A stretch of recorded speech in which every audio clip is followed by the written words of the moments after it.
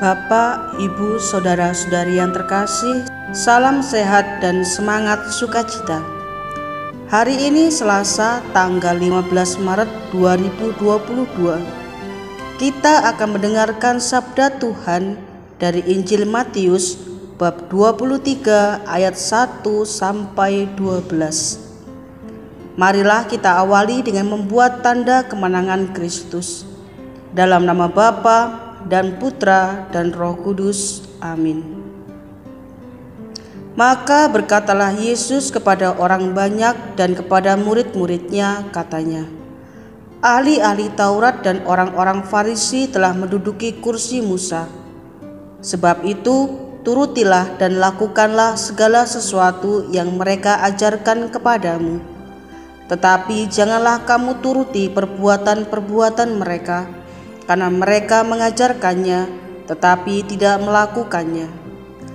Mereka mengikat beban-beban berat lalu meletakkannya di atas bahu orang, tetapi mereka sendiri tidak mau menyentuhnya. Semua pekerjaan yang mereka lakukan hanya dimaksudkan supaya dilihat orang. Mereka memakai tali sembayang yang lebar dan jubah yang panjang. Mereka suka duduk di tempat terhormat dalam perjamuan dan di tempat terdepan di rumah ibadat. Mereka suka menerima penghormatan di pasar dan suka dipanggil rabi. Tetapi kamu, janganlah kamu disebut rabi, karena hanya satu rabimu dan kamu semua adalah saudara.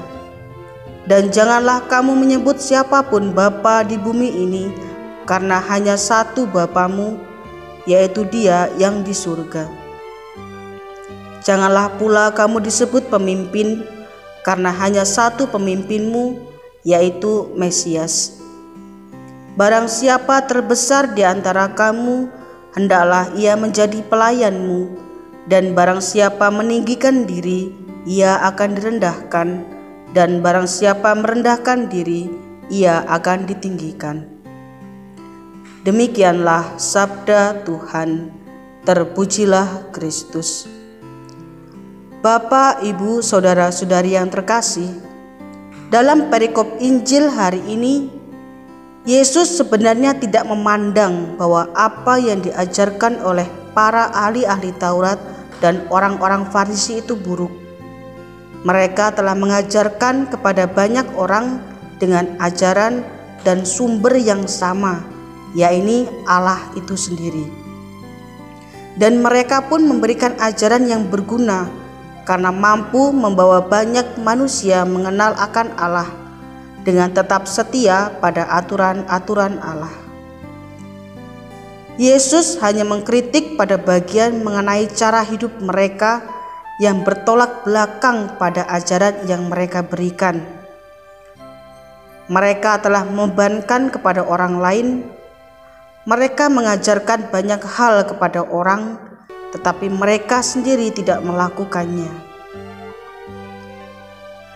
Yesus telah mengingatkan kepada para murid-muridnya agar memiliki rasa satu kesatuan antara perkataan dan perbuatan.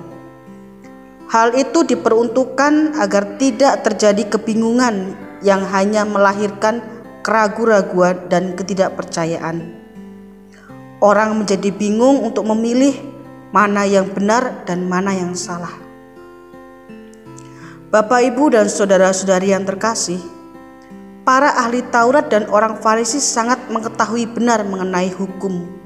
Hanya saja pengetahuan mereka masih sebatas untuk mencari kehormatan, pujian, dan pengakuan dari banyak orang. Bapak, Ibu, dan saudara-saudari yang terkasih, sesungguhnya semua orang adalah sesama dalam saudara.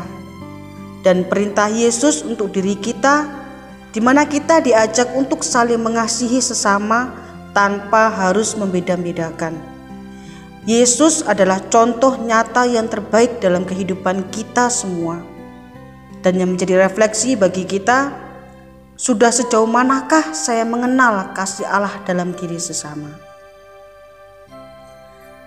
Tuhan Yesus yang berbelas kasih, tidak ada kasih yang besar selain kasih-Mu bagi kami. Curahkan rahmat-Mu ke dalam hati kami, agar kami dapat membalas segala kebaikan-Mu. Amin. Dalam nama Bapa dan Putra dan Roh Kudus. Amin. Terima kasih. Salam belas kasih.